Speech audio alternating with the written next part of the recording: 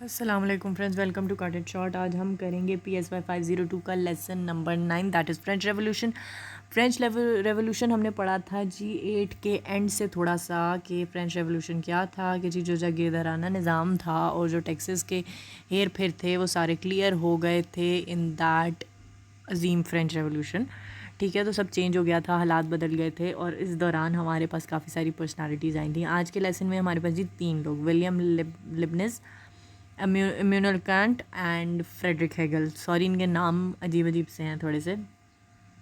अच्छा जी, आपको एक एडवाइस देती चलूँ कि अगर आपने जो है ना वो इन पर्सनालिटीज़ को घिसमिच नहीं करना ना, तो आप इन्हें अपना फ्रेंड समझ लें। ठीक है, जैसे आपको कोई लेट सपोज के कोई आयशा फ्रेंड है, कोई फातिमा फ्रेंड है, आप उन्हें मिक्स तो नहीं करेंगे ना। तो वैसे ही अगर आप इन लोगों को अपना फ्रेंड समझ लेंगे तो आपको इन्हें याद करने में थोड़ी आसानी हो जाएगी।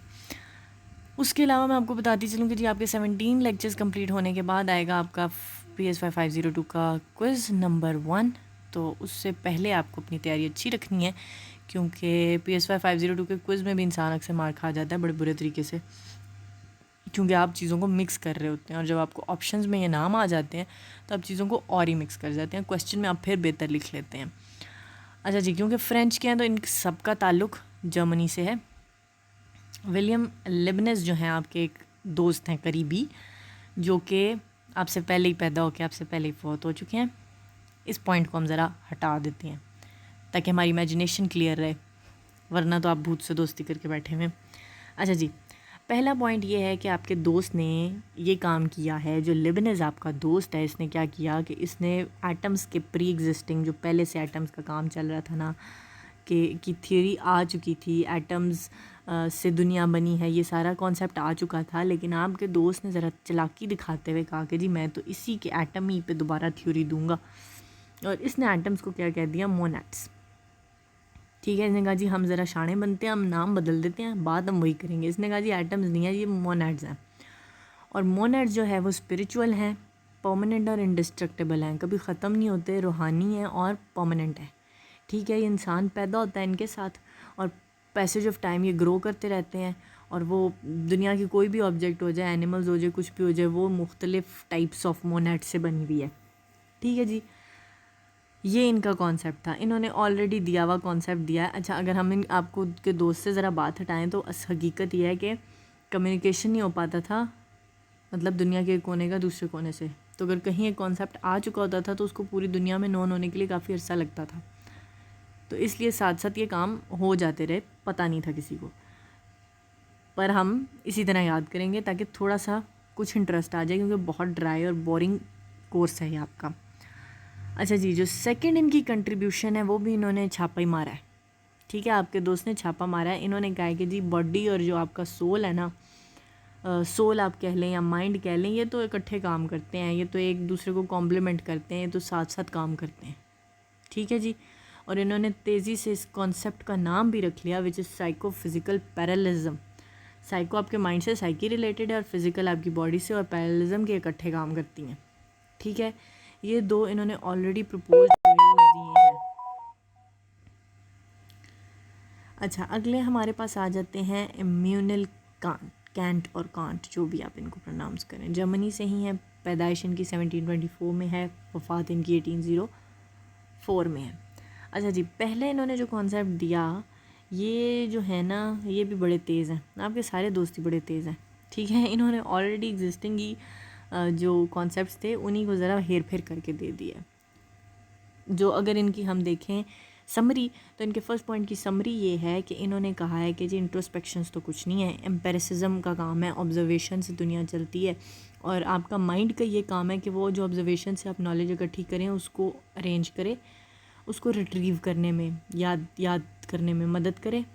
और उसके अलावा ये कि आपकी जो है ना चीज़ें, अगर आप कोई नई चीज़ सीखें तो उसको पुरानी चीज़ के साथ मिला सके, एसोसिएट कर सके, एसोसिएशन का कॉन्सेप्ट दिया है इन्होंने। ठीक है, तो सारे चीज़ों का छापा मार दिया इन्होंने, जो ये आपके इम्यूनल कांट दोस्त हैं। सेकंड हमारे पास, सेकंड इन्होंने क्या किया जी, इन्होंने इस बात का भी छापा मारा है। ठीक है, बड़े ही ना, मतलब आपके सारे दोस्त ही ऐसे हैं। कांट ने क्या किया, ये कहते हैं कि जी माइंड के पास कैपेसिटी है कि वो हमारी सेंसेशंस और ऑब्जर्वेशंस को मीनिंग देता है, उन्हें इंटरप्रेट करता है। ये कॉन्सेप्ट भी हम देख चुके हैं, पहले देख चुके हैं. Mind is responsible for interpreting these sensations and deciding how the person and the body have to react. वही एग्जांपल जो मैं काफ़ी सारे लेक्चर से दे रही हूँ कि हमने हाथ रखा किसी गर्म चीज़ पे, माइंड ने इंटरप्रेट किया कि वो हॉट है, एसोसिएट किया आग के साथ, किसी गर्म चीज़ के साथ, और हमने क्या किया, अपना रिएक्शन शो किया, हाथ को पीछे कर दिया. ठीक है जी. उसके बाद क्या बात होती है कि लिबनिज़ ने जो हमें कॉन्सेप्ट दिया था कि माइंड और बॉडी एक टाइम पे काम करते हैं, साइकोफिज़िकल पैरालिज्म का, कांट ने भी ऑलमोस्ट सिमिलर जो है ना वो कॉन्सेप्ट दिया था. इन्होंने भी वही कॉन्सेप्ट दिया, और इन्होंने कहा कि एक और बात इन्होंने ऐड की थी कि जो है वो मटेरियल माइंड जो है वो मटेरियल एग्जिस्टिंग नहीं है, ये सिर्फ ऑपरेशनल है. ठीक हो गया जी. तो इन्होंने भी ऑलमोस्ट सारी बातों का, एम्पिरिसिज्म वाली बात हो गई, पैरेलिज्म वाली बात हो गई, सारी चीज़ों का ना, और एक है बॉडी है सेंसेशन के मीनिंग वाली सारी बातें इन्होंने एज इट इज़ आपकी कहीं और से देख के लिख दी हैं. ठीक है. अच्छा, एक बात याद रखनी है, इन्हें सीरियस नहीं लेना है, काफ़ी रिस्पेक्टेबल पर्सनालिटीज़ हैं. मेरी बातों को I am just trying to make it a little bit interesting. अच्छा जी, दूसरा कांड ने एक बड़ा पंगा किया जाते हुए कि इन्होंने कहा कि जी साइकोलॉजी जो है ना वो तो साइंस हो ही नहीं सकती. ठीक है, क्योंकि साइंस मैटर से डील करती है और माइंड तो मटेरियल है ही नहीं. लास्ट इन्होंने कॉन्सेप्ट आपने 3 में जो पढ़ा है, इन्होंने कहा है कि माइंड मटेरियल नहीं है, माइंड ऑपरेशनल है. स्ट्रक्चरलिज्म वाले कॉन्सेप्ट से हट के कह रहे हैं कि मटेरियल नहीं है, तो क्योंकि मैटर ही नहीं है तो साइंस नहीं है. ठीक है, ये इन्होंने कह दिया था.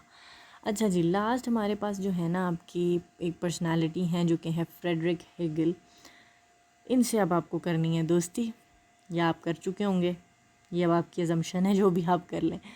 अच्छा जी, ये हैं 1770 AD से लेके 1831 AD तक. पहला पॉइंट ये है कि हेगल कहते हैं कि कोई भी किसी भी किस्म का कन्फ्लिक्ट माइंड और विजडम का नेचर और मैटर के साथ नहीं है. ठीक है, जो कि कॉन्सेप्ट अभी हमें इम्यूनल कांट ने दिया है. हेगल जो आपके दोस्त हैं वो कहते हैं कि ये तो बिल्कुल ही फिजूल बात कर गए, ऐसा कुछ नहीं है. ठीक है, तो मेरी बात सुनो कि विजडम और माइंड है जो, उसका नेचर और मैटर से कोई ऐसा कॉन्फ्लिक्ट नहीं है. ठीक है, जो ये बता रहा था आपको इम्यूनल कांट, ऐसा कुछ नहीं था. सेकंड पॉइंट क्या है जी, लॉजिकल फ्लो इन नेचर. इससे क्या इनकी मुराद है, cause and effect relationship basically. ठीक है, कि हर दुनिया के काम एक लॉजिकल फ़्लो में हो रहा है. ठीक हो गया जी. कॉज होता है, अफेक्ट होता है, कॉज होता है, उसका अफेक्ट होता है, फिर वो कॉज बन जाता है, उसका अफेक्ट होता है. एक फ़्लो में नेचर चलती जा रही है कॉज एंड अफेक्ट की बेसिस पे. ठीक है जी, ये इन्होंने बात आपसे कही है. बातें आपके दोस्त जो है ना सारी ऑलमोस्ट पीछे से छापते हुए कर रहे हैं, तो आपको समझ आ जानी चाहिए आई गेस. थर्ड इनका क्या बात इन्होंने की थी कि एब्सोलूट आइडिया.